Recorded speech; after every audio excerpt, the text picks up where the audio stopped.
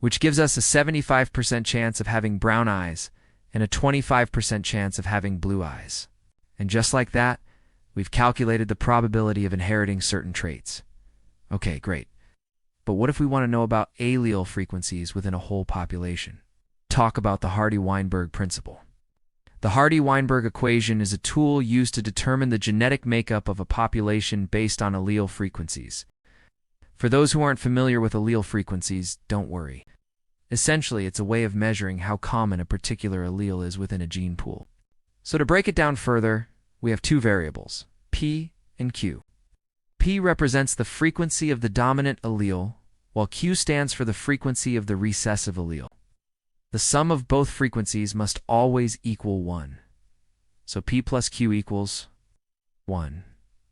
This is because every individual in a population must have two copies of the gene, either two dominant copies, two recessive copies, or one of each. To use the Hardy-Weinberg principle, you need some data. Let us say we're re-looking at a population of 1,000 individuals, and we notice that 16 of them have a homozygous recessive genotype. In this case, let's assume that the trait is controlled by a single gene with two alleles. If these 16 individuals are homozygous recessive, it means they have two copies of the recessive allele.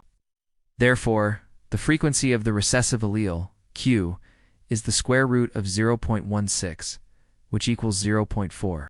And since P plus Q equals 1, the frequency of the dominant allele P is 1 to 0.4, or 0.6. So there you have it. Using the Hardy-Weinberg principle, we can easily determine the frequency of both alleles in the population.